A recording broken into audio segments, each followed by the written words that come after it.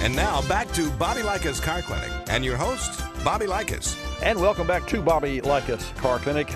As we have had in the past, a special guest this morning, James Bell, Director of Corporate Communications for Kia Motors, who's on the hotline with us now, just back from the North American International Auto Show in Detroit with news of the Kia Telluride SUV. This is going to be an exciting time. James, welcome back to Bobby Likis Car Clinic. Bobby, it's always a pleasure to hear your voice and be with your great audience. Thank you. You know, I know that you just returned from the North American International Auto Show. Give us an overview of the show. A lot of attendance to this year, and was it as big as ever? Well, actually, it was a bit of a strange year. You know, the auto show has really become kind of one of the crown jewels in the auto show global circuit.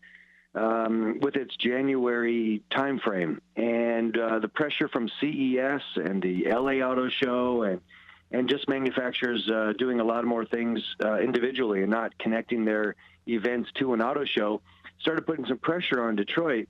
And so they're now shifting. Starting in the year 2020, the show will be in June as opposed to the traditional January timeframe. So this was the last frozen one, if you will, the last cold Detroit Auto Show. And so attendance was down, but the energy was really high. Some really cool vehicles are introduced and reminded us all why we love the car business so much. Well, no doubt. And a June Detroit venue sounds like a better idea to me. Let's zoom in on the Telluride. What makes a Telluride Kia different from other Kia SUVs? Well, I think it's a couple different factors. First off, you know, and I'm not saying this as an employee of Kia Motors, but just after we've now introduced the vehicle and seen the public's reaction to it, you know, the work that we have done so hard on design and refinement and really kind of giving customers much more for their dollar than they would expect is really hitting its stride. You know, we really knocked it out of the park with the Stinger last year, and really continuing this now with the Telluride. Some of the things that jump out at me when I think about what happened in Detroit is you know, some A-list media coming up to me from the big car magazines and saying, hey, you know what, that interior in that Telluride rivals stuff we see from Range Rover, rivals things we see from Mercedes. You guys are really, not only from a design perspective, but from the materials that are chosen and the refinement and how they're all stitched and screwed together. It's just a really exquisite interior. And something else that really caught on, which, to be honest with you, I was not expecting, was from an exterior design, is what we called in our presentation big, bold, and boxy. We wanted to celebrate the fact that it is on the large side of the mid-size SUV category, so it's good for 7 or 8 people, depending on how many seats you plug in there. But we really wanted to kind of celebrate its boxiness. And the media has really captured onto that and said it's almost like a revival of what the Chevy Tahoe or Ford Explorer or something like that, or Expedition used to be, where it was, you know, a big, serious box, which allows something that's kind of funny, interior space, utility. Put the U back in SUV with a capital this time. And I think that's really what people love in the fact that so many of the crop of SUVs that are coming out and crossovers are really becoming slaves to, you know, kind of aggressive modern design. And then that limits their interior space because now you're lowering the roof line, raising the belt line. You're doing things to make it look interesting on the outside, but that can then kind of cramp your style on the inside. And the Telluride bucks that trend and goes right back the other way and says, no, big and bold and boxy is best. Well, I think Kia knows best. If you just look back at the last 5 years or 10 years for that matter, but specifically, and you mentioned the Stinger, that was a game changer for Kia. And yes. Almost every week, James, here on Car Clinic, I'll get someone that calls me and says, what do you think about the new this or the new that, the new cars? And Kia is always at the top of the list. And if you mention the word Kia just from a perspective of service and reliability and design and all the things that I know you as Kia Corporate would want to hear, that's what the buzz on the street is. And for me, the Telluride is sort of an invasion of that space, and I'm proud to see Kia do it because I know that Kia has had success in the past. Folks, we're talking with James Bell, the Director of Corporate Communications for Kia. James, who's the target audience? Who's the ideal driver for the Telluride?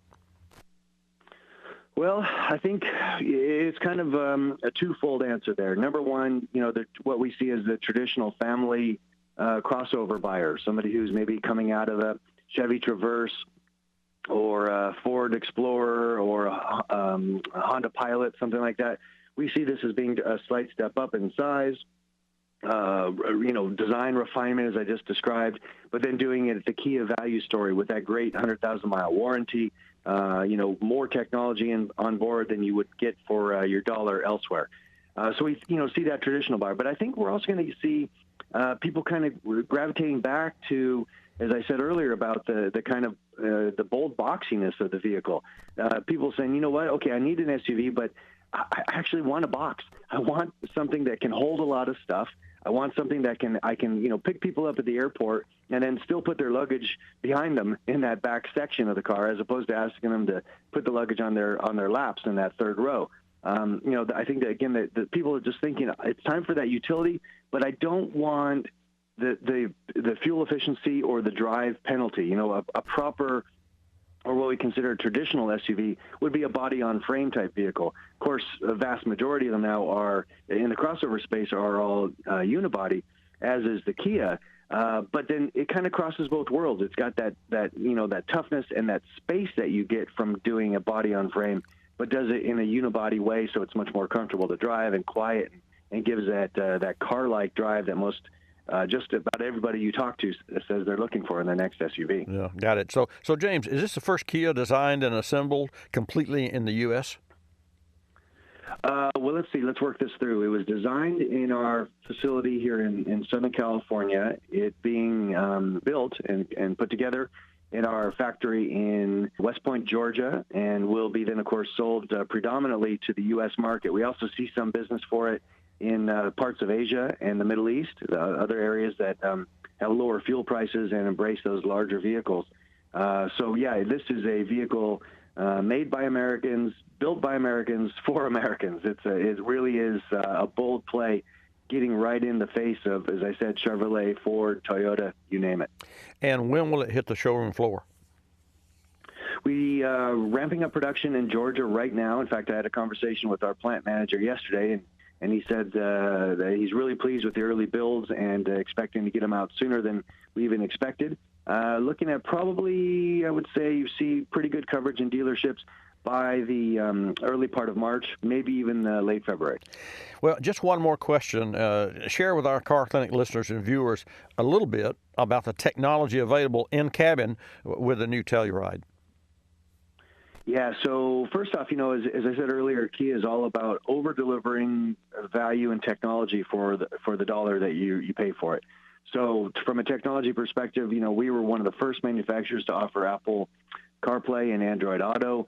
It's got a huge screen in the the center of the dash, a very kind of long and low and lean dash line, so it really gives a sense of space. I think that's where the comparisons with Range Rover also came into play.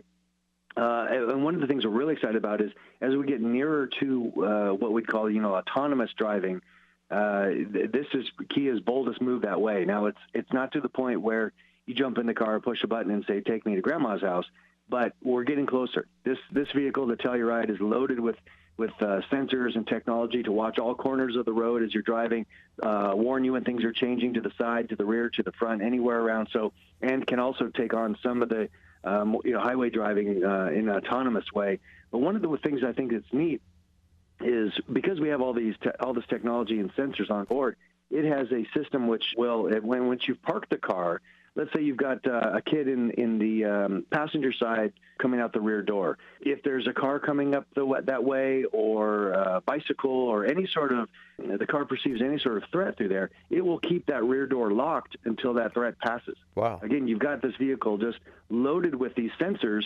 I think it's great that Kia said, well, let's keep some of these sensors on when the car's off and protect the passengers until they're able to get to the safe sidewalk. Well, I can't wait to drive one. I can't wait to see one. And for our Car Clinic audience, a website so that they can preview, I'm sure there are pictures online, preview the new Telluride from Kia. Absolutely. Well, the easy place to go would be to kia.com. We've got a whole section on the Telluride there. But I would also challenge your listeners to jump on the computer and And just Google Kia Telluride Detroit Auto Show. You'll see a tremendous amount of photos, as well as a special driving event that we have going on at the show where we took people out and did some serious rock crawling right there on the floor of the Detroit Auto Show. Wow. So you have luxury, you have the rugged vehicle, and then you have all the space. I can't wait to crawl around in all that space. James Bell, Director of Communications for Kia. James, always great to have you join us. Thank you so much. You'll have to come back soon. Thanks, Bobby. We're overdue. I appreciate it.